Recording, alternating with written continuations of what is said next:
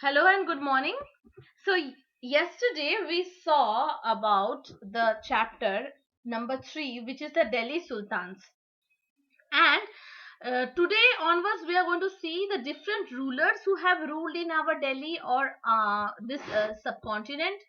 Now, in the ancient time, we have seen there were different places who became very famous. Particular places like in south, we see in the Chola dynasty, like Kanauj and Magad became very important places. Now we will see how Delhi gained its importance. Okay, Delhi में अपना importance कैसे मिला था और दिल्ली के जो 5 important dynasties है वो भी हम लोग देख चुके हैं. Now onwards we will see different rulers coming and ruling in our places and how they became so important and what are the footprints that they have left in Delhi. क्या छाप छोड़ के गए थे हमारे दिल्ली में और दिल्ली कैसे इतना खास बन गया. Now we have read about the gender distinctions and the birthright. Birthright है जो बड़ा जो बेटा है उसको वो birthright as usual मिल जाएगा, वो रॉयल फैमिली से है तो. और जेंडर डिस्टिंक्शन मतलब पहले के जमाने में जेंडर का जो डिस्टिंक्शन किया जाता था as in girls and boys, और वो भी चीज हम लोगों ने देखा कि मेन को हमेशा से सुपीरियर पावर दिया गया था देन वुमेन. तो यहाँ पे एक चीज हम लोग दूसरा देख रहे हैं, वो है सुल्तान इल्तुतमिश डॉटर. सो ये बहुत ही खास और वेरी इंपॉर्टेंट रूलर है हमारे हिस्ट्री में, जो एक बहुत इंपॉर्टेंट छाप छोड़ के गए थे हमारी हिस्ट्री में, जो है रजिया. रजिया बिकेम सुल्तान, तो उसका नाम हम लोग देते थे Razia Sultan. The chronicler of age, Minaji Siraj, recognized that she was more able and qualified than her all brothers. Meena ji Siraj जो एक लेखक थे और जो कॉनिकलर थे उस जमाने में, बहुत ही बड़े मतलब वेरी इंपॉर्टेंट एंड वेरी बहुत ही लोगों का बहुत खास हुआ करते थे. उन्होंने देखा कि रजिया जो है उसमें बहुत पोटेंशियल है और वो अपने भाई बहन मतलब जो उनके रियल ब्रदर्स थे उनसे काफी ज्यादा काबिल थे एक राज गद्दी को संभालने के लिए. And she was very able, but he was not comfortable at having a queen as a ruler. But क्या है, डॉटर इल्तुतमिश ने सोचा कि ये हमारे जो डायनेस्टी का जो रूलर है एक लड़की बनेगी, क्वीन होगी, बल्कि किंग को छोड़ के. मतलब जनरली किंग के बच्चे या किंग के रूलर्स के बच्चे ही उनके लेते, कोई फीमेल तो होता नहीं है जो राजा जो राजगद्दी संभाले. तो उन्होंने कहा ये क्वीन होगी, तो बोला ठीक है. नहीं, बट नोबल्स ने कहा कि नहीं, उनको अलग सा रूलर बनने देना चाहिए. तो वो ruler बन गई as a queen ruler and she was very able. Nor were nobles happy at the attempts of rule independently. She was removed from the throne in 1940.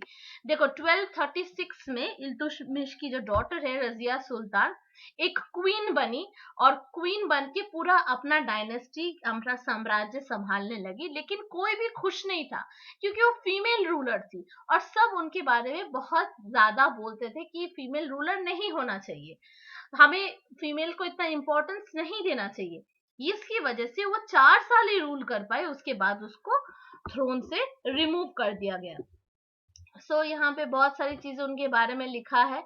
And from garrison town to empire and expansion of Delhi sultanate. Garrison town था, दिल्ली पहला एक town था जिसमें पूरा चारों तरफ boundary किया हुआ था और उससे एक बहुत ही बड़ा एम्पायर मतलब बहुत ही बड़ा राज्य साम्राज्य बन गया. ओके, तो ये कैसे हुआ. Delhi was covered with the hinterland and the garrison towns. Hinterland and garrison towns क्या होता है. Hinterland are the land adjacent to the city of the port that supply with goods and services. Port जो सी के आसपास होता है जहां से गुड्स एंड सर्विसेज सप्लाई किया जाता है. तो देखो दिल्ली के आसपास सबसे सामने पोर्ट अगर हो सकता था तो वो है गुजरात. ओके। तो गुजरात फोर्ट और दिल्ली के आसपास के ये एरिया जो है, यहाँ से सब कुछ चीजें आपको मिलता। गैरिसन टाउन जो था वो एक फोर्टिफाइड टाउन था, जहाँ पे सोल्जर्स और सैन्य और साथ में लोगों को रखा जाता था। तो ये था, और धीरे धीरे करके ये बहुत बड़ा बनता चला गया। यहाँ पे देखो बताया है हिंटरलैंड के बारे में, cities and therefore depend upon trade. So Delhi became a hub of trade. ऊपर से एज इन पहाड़ों से कोई आए तो Delhi was the mid point, यहाँ से सी रूट से कोई आए तो Delhi became the mid point. So ये जो एरिया हो गया, it became a very mid point of the trade and tribute. So लोग यहाँ पे आने लगे, पैसे देने लगे, और काफी ज्यादा फेमस हो गया। Controlling the garrison town, Bengal and Sindh and Delhi was extremely difficult. देखो तीन बहुत ही इंपॉर्टेंट खास एरिया था जो जहाँ पे गैरिसन टाउन देखा गया था। एक तो बंगाल, क्योंकि बंगाल के पास पोर्ट था, सी रूट था बहुत ही खास। सिंध, जो हम पंजाब को कह सकते हैं, वहां से भी हमारा सिंध रूट जो है वो जा सकता था। ठीक है। And from Delhi was extremely difficult. तीनों कॉर्नर में तीन है, मतलब बंगाल है एक्सट्रीम ईस्ट, सिंध है आपका वेस्ट, और दिल्ली है आपका नॉर्थ। तो ये तीनों चीज को कंट्रोल करना बहुत डिफिकल्ट हो गया था, इतना huge area. Rebellion, war, even had a bad weather, could not stop fragile communication routes. They sat and challenged the Mongol invasion in Afghanistan and the governors who rebelled in Sultan's weakness. The Sultan barely survived, and these challenges, its expansion occurred during the reigns of Ghazuddin Balban, Alauddin Khilji, and Muhammad Tughlaq. तो मोहम्मद तुगलक और गयाजुद्दीन और अलाउद्दीन खिलजी के policies में almost same थे। ये जब rebel करने आए थे, ये जो अपने सैन्य को भेजा था ऊपर, तुगलक ने, तुगलक को हमेशा कहा जाता है कि he was a foolish ruler.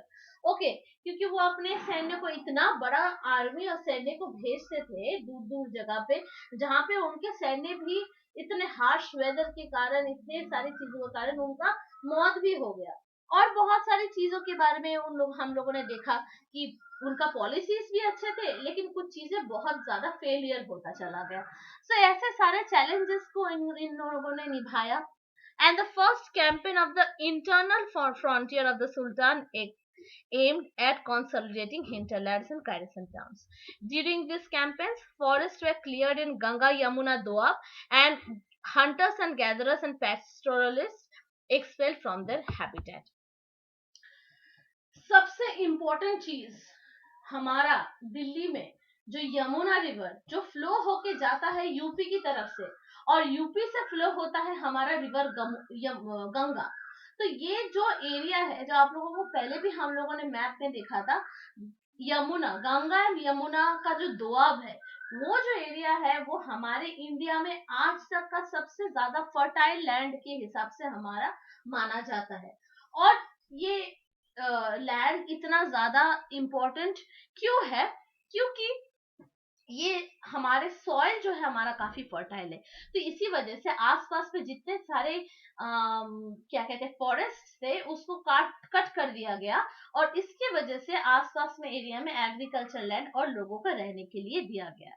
So that's how Lucknow city and many important city they became very important. Okay, so all this became very important. So today up to here, this Delhi Sultan is a big chapter, so we will need a lot of time to finish this chapter, but we will go slowly and we will see the whole chapter. Okay, thank you and have a nice day. Go through the chapters and read the chapters.